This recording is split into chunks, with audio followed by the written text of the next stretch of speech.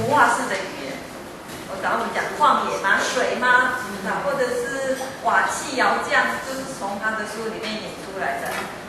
这位英国的学者他把比喻分成5个类别。那所以耶稣的比喻大致上这5个类别都可以含图画。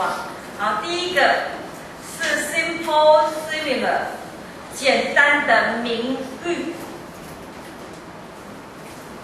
我每一个都会讲例证，所以你就把例证写在后面所以万一以后自己在读到耶稣比喻的时候，自己可以去分类你要把它分在这5类的哪一类我们这次16个小时，大家可以做一个导论，一个入门那以后自己继续的做研究。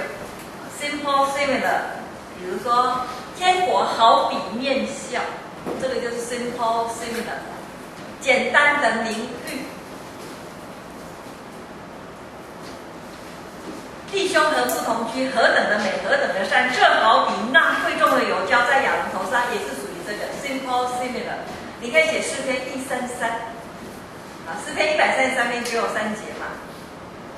第2节是讲亚伦头上的油，那第3节是讲黑门的干布。第2个类别是 simple metaphor， 简单的暗喻。简单暗喻我们刚才已经提到，不要把珍珠丢在猪前，不要把圣物给狗，都是属于简单的暗喻。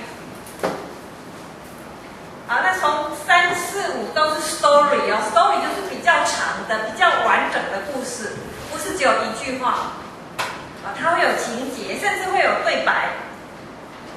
simple， 对不对？第3个similar story。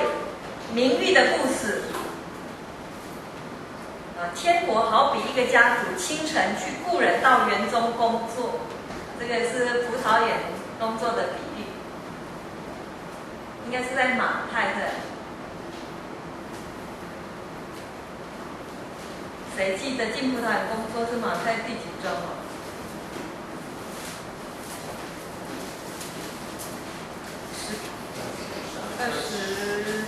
20章的19还是20章？20章它是接着19节最后一段，然后接着20章进葡萄园工作的比喻是属于 similar story， 明喻的故事。接下来 metaphorical story， 暗喻的故事，浪子的故事就是属于第4类，有一个完整的故事。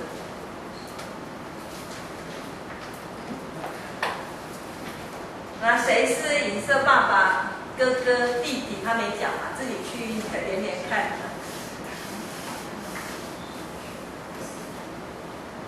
第5个 example story，example story 就是可以让我们去效法的对象。好撒玛利亚人的比喻是属于第5个。我这一次说不定最后一个比喻就是好撒玛利亚人的比喻。我希望讲完这个，我们才完整的结束。我会比较满足一点。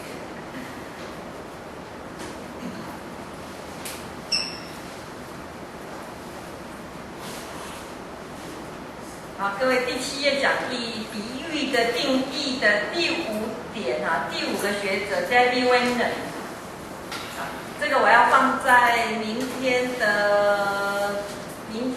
说不定下午今天最后我要开始讲沙种的比喻，沙种比喻是相当复杂的比喻所以我要讲久一点。那接着明天讲不完就接着明天讲。讲完以后我们才讲第5点，因为第5点要紧接在比喻的特色所以你会发现比喻的特色那个讲义，第1个就是它 Wenner。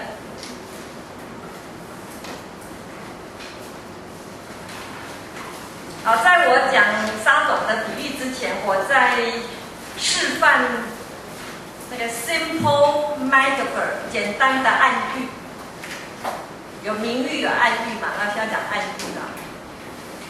简单的暗喻各位，我们来看马太福音15章。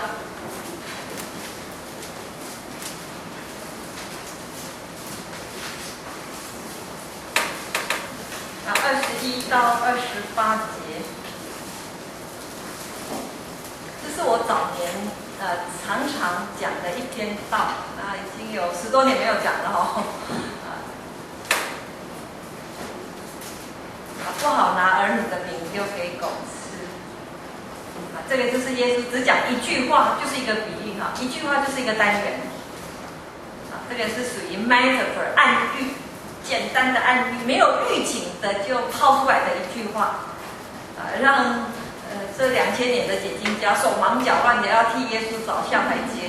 耶稣这么残忍，讲出这么不礼貌的话。那所以我们来看整段的经文21到28节，我读一节，请各位读一节。我今天示范了2个完整的比喻的讲章不过这个讲章没有像今天早上那么完整我就讲重点就好了。21节，耶稣离开那里，退到推罗西顿的境内去。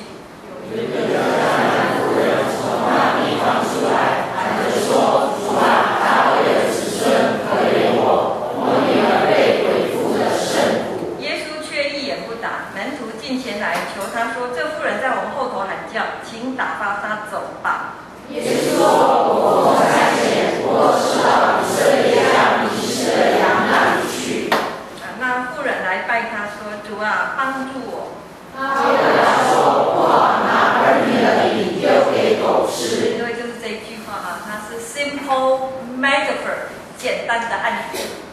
我简单暗喻也是费了很多解经家的一番唇舌。27节，妇人说：“主啊，不错，但是狗也吃它主人桌子上掉下来的碎渣儿。”耶稣说：“妇人，你的信心是大的，照你所要的给你成全了吧。”从那时候，那女儿就好了。我们经文就读到这里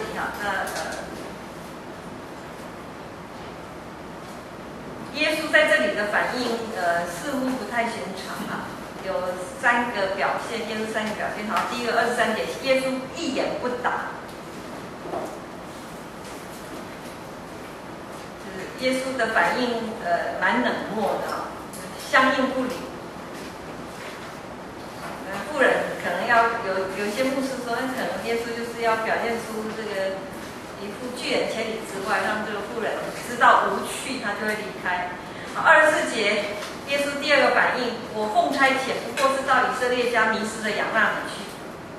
耶稣的表现不近情理我是犹太人，我只帮助犹太人。你是外邦人，我们划清界限。迦南人去找迦南的先知帮助你吧。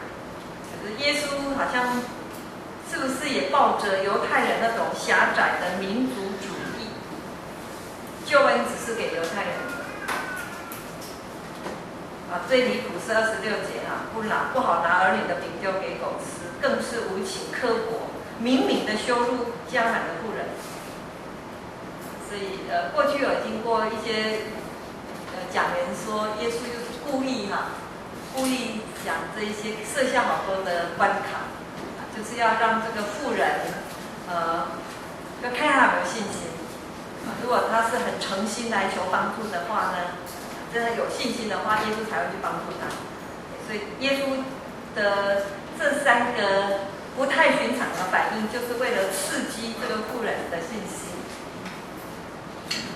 好，那另外我也看过有人是这么解释说耶稣这个反常的反应举动，这个不近情理的话其实是反映门徒的心态。有没有听过这样的解释？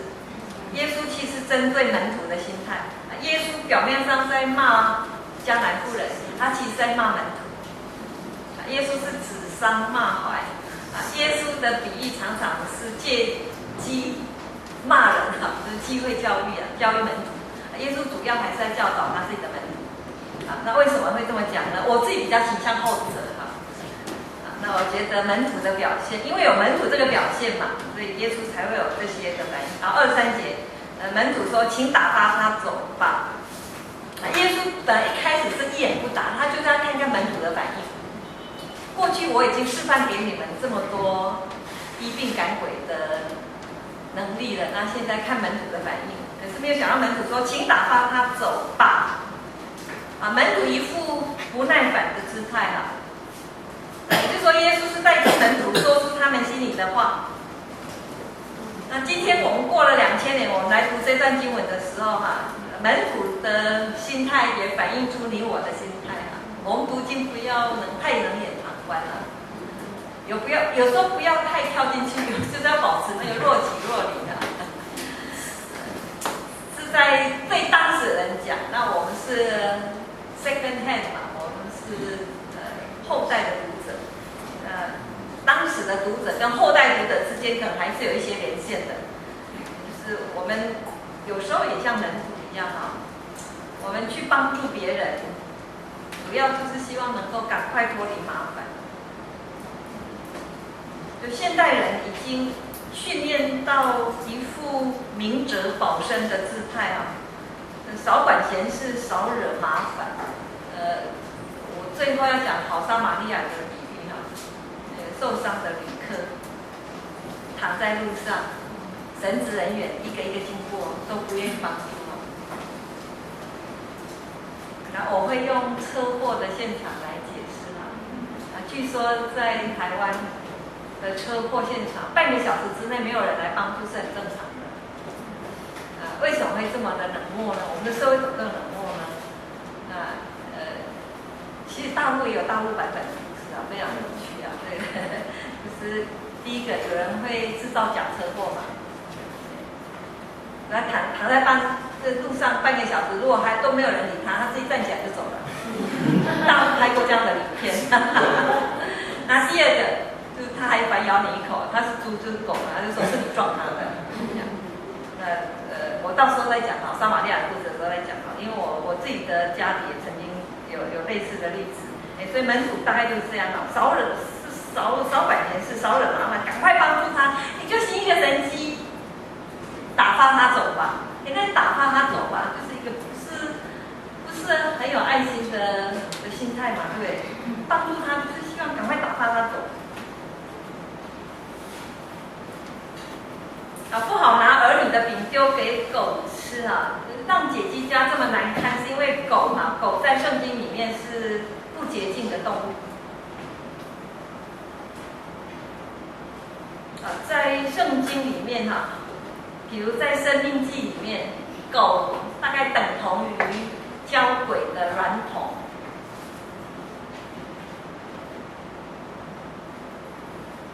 狗是吃脏东西的畜生先知以利亚对耶西别说：“狗在什么地方舔你的血？”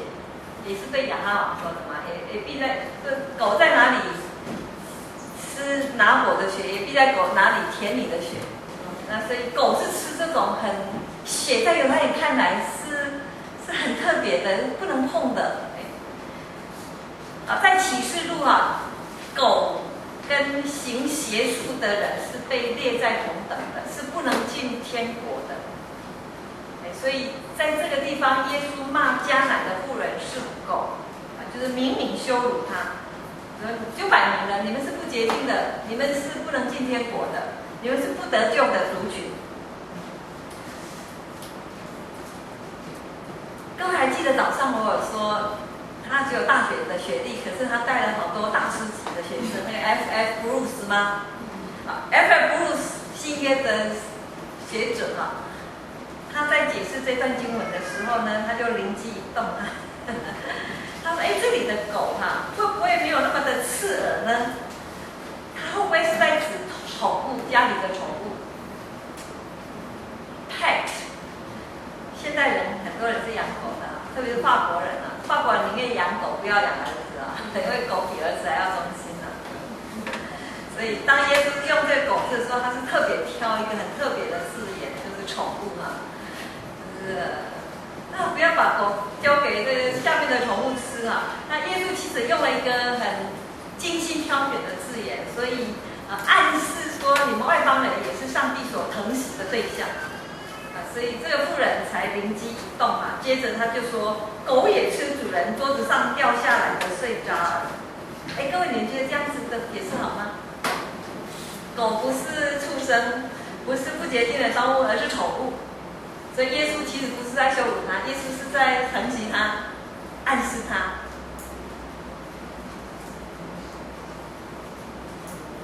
你们会被大师讲的话吓到了啊！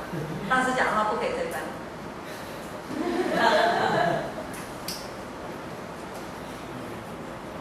我不太接受这样的解释哈。就算是宠物哈，宠物也只能在桌子下面吃东西啊，对不对？而且它不会跟你一样吃完嘛，它只会用一个它专用的一个铁盒子，它就只能在下面吃啊，而且它吃的脏兮兮，弄得乱七八糟的。啊，你洗狗的那些器皿会跟你们家的碗一起洗吗？不会嘛，你会分开洗嘛？你会请你们家的宠物哈巴狗说，请上桌吃饭吗？啊，宠物再怎么样疼爱它、宠爱它，它还是狗啊，它还是畜生啊。所以无论如何，狗还是比人低级啊。所以我觉得耶稣讲这句话，他当然是有他的信息啦。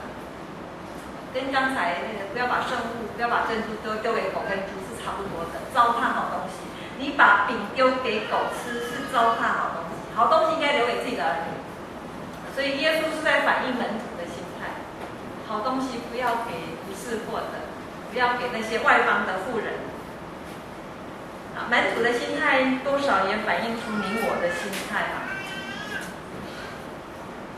我讲2个例证啊，我那篇讲章提出了2个例证，是真实的例证啊。其实有好几个啊，时间关系我只提2个啊。那第一个是我的学生在南部教会牧会啊，他自己亲身经历的。他说那个教会的旁边是一个育幼院，育幼院的院长是基督徒，所以育幼院的院长就跟教会的牧师说，我可不可以把育幼院的小朋友带到教会来参加儿童主日学？我不知道为什么他问，他直接带来就好了，还问牧师。他问牧师的反应更奇怪，牧师说：“哦，这样啊，那我们要开长职会议来讨论说可不可以啊？”那再过1个礼拜，牧师跟育幼院的院长说：“不好意思哦，长职会开会就是说你最好不要带这些小朋友来教会。”育幼院的院长有一点受伤，为什么？他说：“因为这些育幼院的小朋友都是怪怪的，是单亲的家庭，或者是离婚的家庭。”他们的家庭因为都不幸福，所以他们的身心都怪怪的，来到我们教会会带坏我们的孩子，所以你最好不要带这些小朋友来。是真实的故事啊，各位，多么伤心！把狗给狗吃是糟蹋好东西，好东西应该留给教会自己的儿女。有一次我在教会就讲这一篇。那教会的一个牧师就来跟我讲说，蔡老师你骂到我了，我们就曾经发生过这样的事。他以前举行过夏令营会嘛，那也是让那些中土之家的少年人来参加，那结果真的发生一些不好的事件，所以后来我就决定不让这些人参加。第2个故事还是一样的，不要把狗给狗吃，糟蹋好东西啊。这康怀昌老师告诉我的故事啊，他到一个教会的姐妹会去讲道，讲完以后，一个姐妹来跟他说，康老师。我以前带了一个姐妹信主，一个特种营业的妇女信主。一开始姐妹会的人都不知道她过去的职业，对她都很客气，很照顾她，很热情。可是有一天终于知道她过去是这个行业的人，从此以后没有人再理她了。康老师，我最近又带领同样的特种营业的妇女信主了，我正在挣扎要不要带她到教会的姐妹会。万一还是同样的下场，那我在想，我就不要带他来了。第2次伤害，所以康老师他说，他那一天就跟那个姐妹一起祷告，一起痛苦祷告。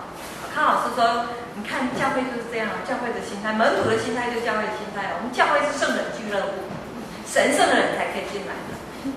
我们在教会太久了，我们忘记我们是病人，我们曾经是病人，我们是罪人。所以我们这里只能够给圣洁的人来聚会。所以圣经说人子来为要寻找拯救世上的人。好，那这是第2种解释。第1种说耶稣要激起那个妇人的信心，让他继续的求，他说有信心耶稣会医治他。第2种解释是耶稣是反映门徒的心态，教会的心态，好东西只给自己用。那第3种康老师的解释，我觉得也不错啦。康老师说，其实耶稣讲的这句话，就是反映他那个时代所有犹太人的心态。所以犹太人心态就是救恩历史是有一定的过程嘛。过去是给犹太人，只是因为犹太人心硬，不愿意接受福音，才传到外邦人，对不对？那所以在耶稣那个时代嘛，犹太人认为外邦人嘛，在犹太人的眼中的外邦人，这些迦南人本来就是不洁净的。使徒行传第10章，彼得不是看到一个异象吗？一块布垂下来，里面有很多不洁净的牲畜嘛，因为牲畜都宰了吃。彼得说：“我从小都不吃的。”然后上帝后来连续几次，后来上帝说：“我所洁净的，你不可以当做是不洁净的。”那所以，但是在彼得之前，耶稣的时代嘛，外邦人在犹太人的眼中是不洁净的，是狗，是猪，是化外人。保罗在以弗所书说：“我们过去，你们过去是化外人，是在应许之外，是与救恩无份，是远离上帝的人。但是如今不一样了，救恩已经转给外邦人了。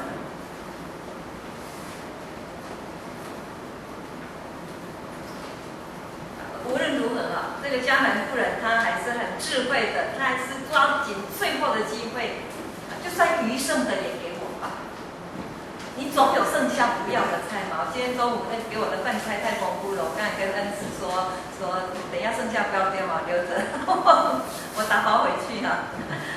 剩下的我也要，即使我是不配的，我是不配的畜生，我是不洁净的狗，我是化外的外邦人，我是桌子下的狗，但是只要你们犹太人一点点剩下的零碎给我，我就很满足了。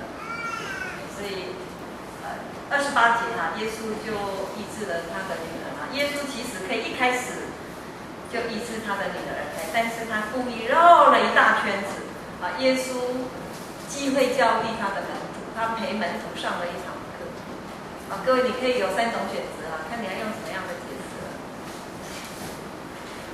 好，我们进入3种的比喻，恩慈在吗？恩慈哦，第6页讲义印出来的哈，我中午给的，你现在可以去印一下。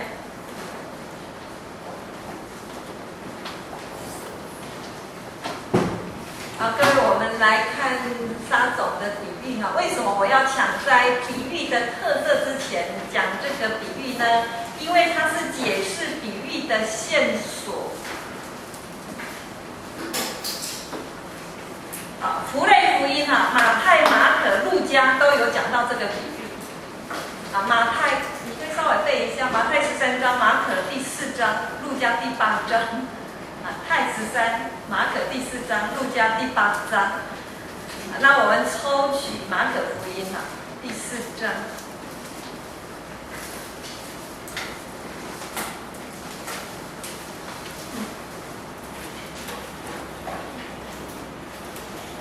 灵谎这个字念谎的，灵谎言的，谎言哦，我也是弟兄。谎言啊，请你来帮我读马可福音第4章13节。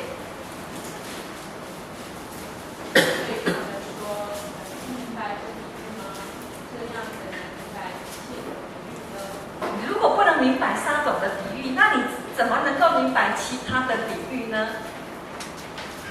所以新约的学者说，撒种的比喻是了解耶稣其他比喻的入门。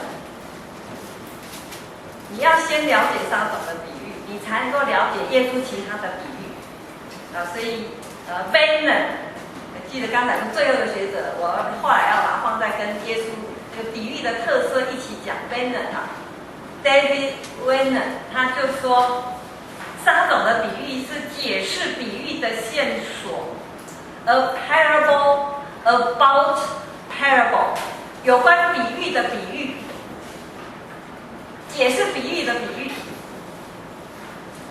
了解比喻的入门，比喻的解释比喻的线索啊，这非常重要哈。这个比喻其实有一点难度的哈，但是我还是要讲哈，就是因为你如果不了解这个比喻，你很难去理解耶稣其他的比喻。好，那我们再翻回到马太福音13章，同一个比喻呢，我们先来看马太的版本。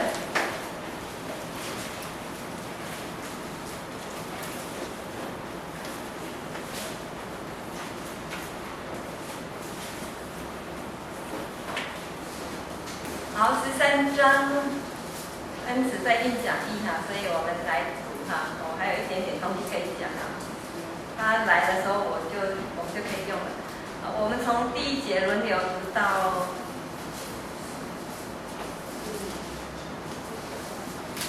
第一节哈，我们先从第一节轮流读到第9节哈。当那一天，耶稣从房子里出来，坐在海边，有许多人到他那里聚集，他准备上船坐下，众人都站在岸上。留意那个第2节，许多人聚集在他那里。第3节，他用比喻对他们讲许多道理，说有一个撒种的出去撒种，撒的时候，有落在路旁的，被鸟来吃尽了。有落在土浅石头地上的，既不生，发苗最快。日头出来不晒，因为没有根就枯干了。有落在荆棘里的，荆棘长起来把它挤住了。又有落在好土里的，就结实，有100倍的，有60倍的，有30倍的。有耳可听的就应当听，也注意这一节啊，第9节，有耳可听的都应当听。因为符类福音讲到这个比喻的时候，这一句话每一个都出现了，就这个3个福音书都出现，有耳可听的就当听。好，那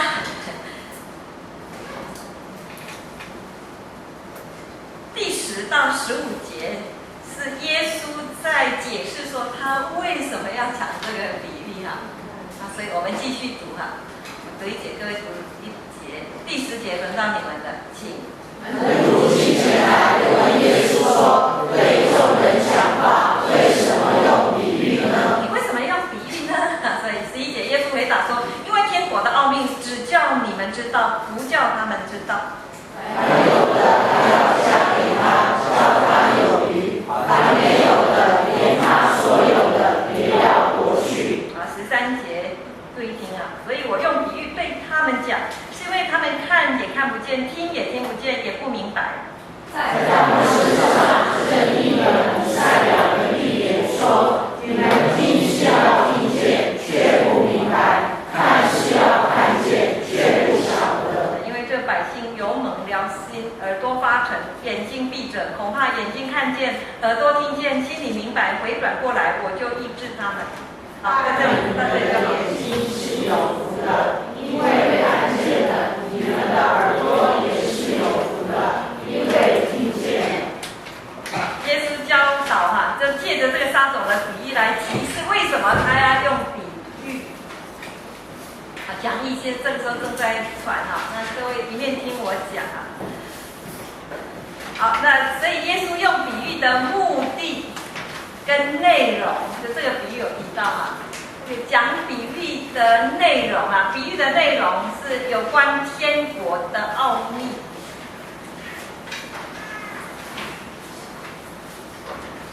第11节啊，因为天国的奥秘啊，所以这是比喻的内容。目的呢？耶稣讲比喻的目的。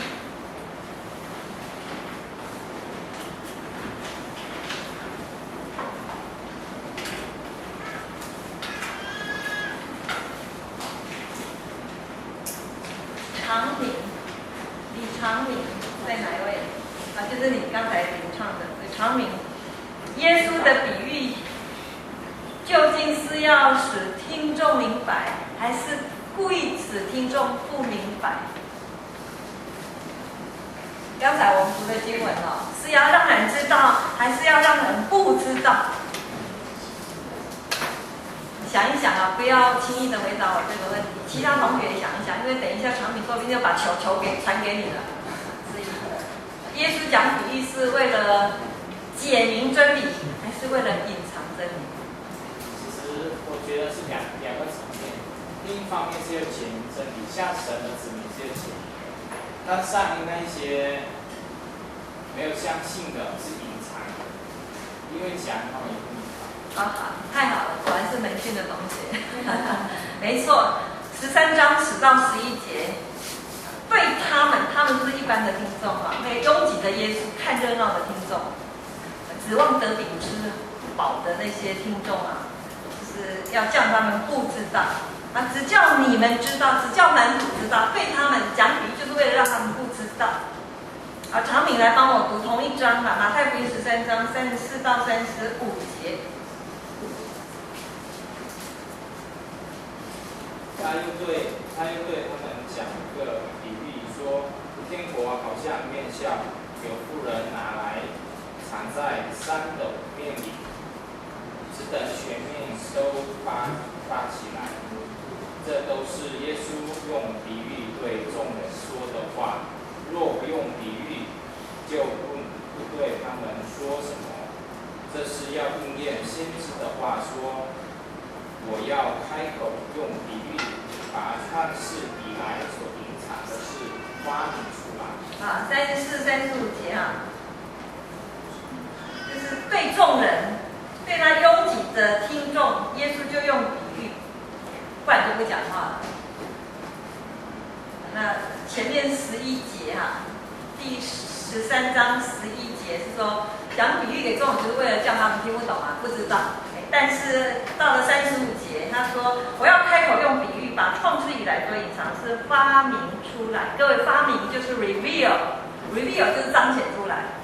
启示录 revelation 是名词嘛，那 reveal 是动词啊 ，reveal 就是显明出来，把那些听不懂的记号的无完、无号、无印，那些很玄虚的记号，把它彰显出来啊。所以耶稣讲比喻就是发明出来啊，就是要让门徒知道，为了是要施恩给门徒，让他们得救。那等一下较难的就是说，那对众人啊，对外围的人啊，耶稣是要隐藏啊，隐藏真理。那最后这个福音。天国的福音是用来审判那些不接受的人，啊，这个好难啊，故意让人听不懂，最后要他审判人家。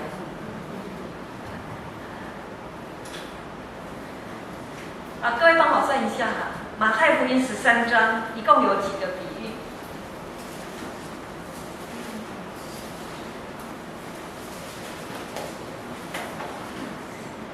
？13章一共有几个比喻？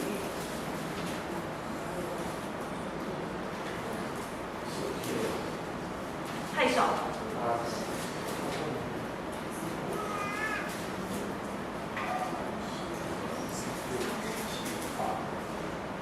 8个是，还有没有其他的数字？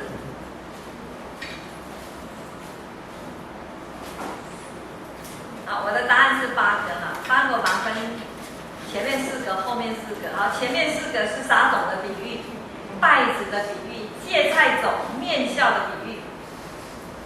这个都是对众人说的哈，34节已经讲了，前面都是用比喻对众人说的。后面有另外4个比喻，哪一些？告诉我。藏宝的、寻猪的、撒网的，还有呢？你们不说8个吗？要只有7个。啊？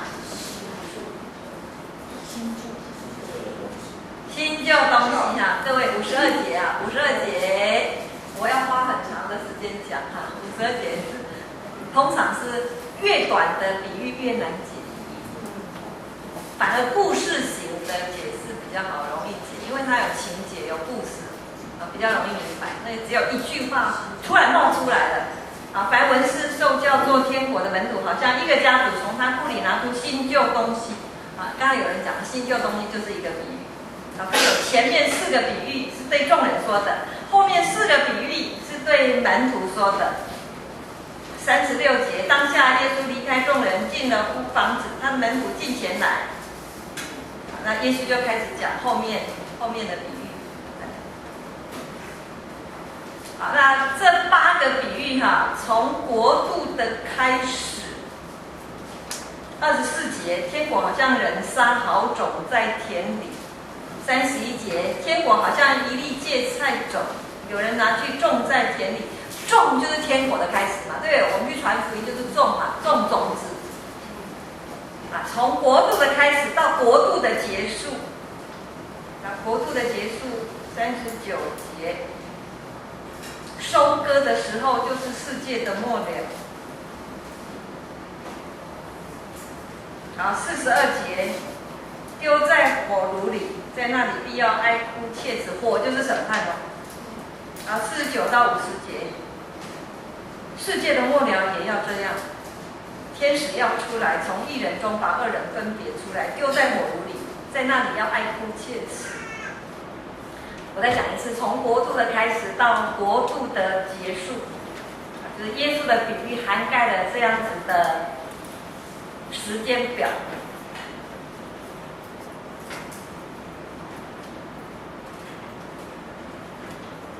前面4个比喻是对一般众人所说的话，这个是涵盖性的、一般性的。那后面4个比喻，寻宝、寻珠、撒网，还有新旧东西那个是区分性的比喻。我再讲一次前面4个比喻是一般性的、涵盖性的，对所有人讲的。后面4个比喻是给门徒说的，门徒是筛选出来的门徒嘛，对，跟随耶稣的人所以它是区分性的比喻。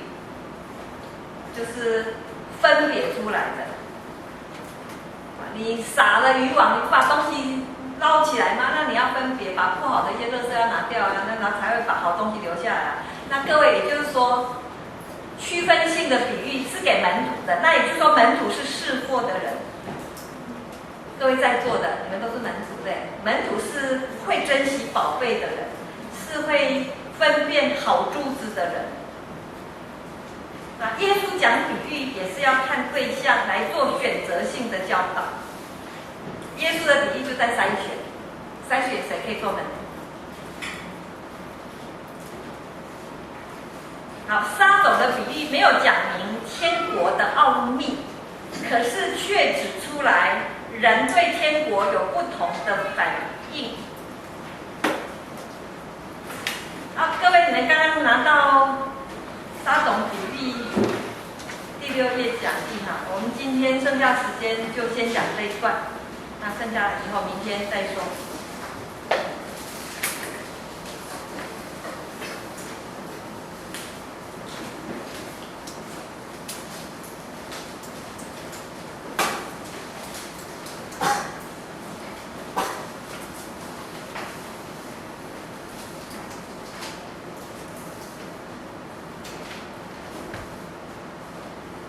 通常我们在讲耶稣，为什么要讲这个比喻就是你要先看他的对象。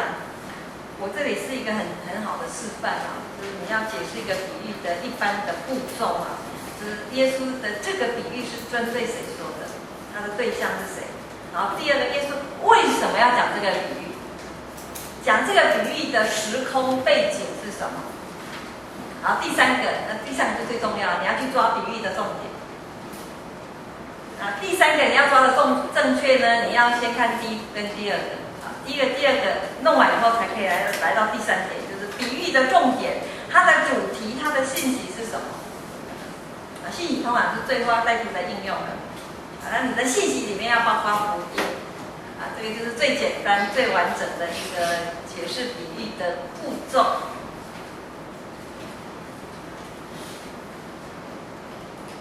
撒种的比喻，刚才我们已经看了那个讲的对象是给众人，拥挤着耶稣的众人，对不对？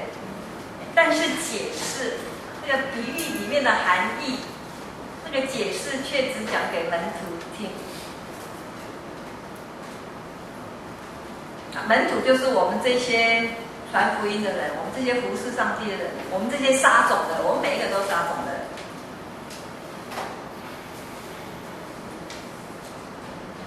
我这个比喻，这个讲义就已经帮你们找出答案了耶稣讲这个比喻的动机是：第一个泼冷水，因为很多人拥挤着耶稣，围着耶稣听道。刚才我们在读经的时候，我就说你们要留意这句话：很多人围着耶稣，拥挤着耶稣。所以耶稣就故意泼他们冷水。虽然很多人拥挤着耶稣，但是多半对神的道是没有反应的。这是撒种比喻一个很大的重点撒了这么多种，4种土，只有一种土是有反应的嘛？对，只有一种土是有可以结果子的。所以大部分人对神的道是没有反应的。这也是安慰我们啦。我觉得撒种比喻是在安慰我们，就是不要那么快的想要看到结果。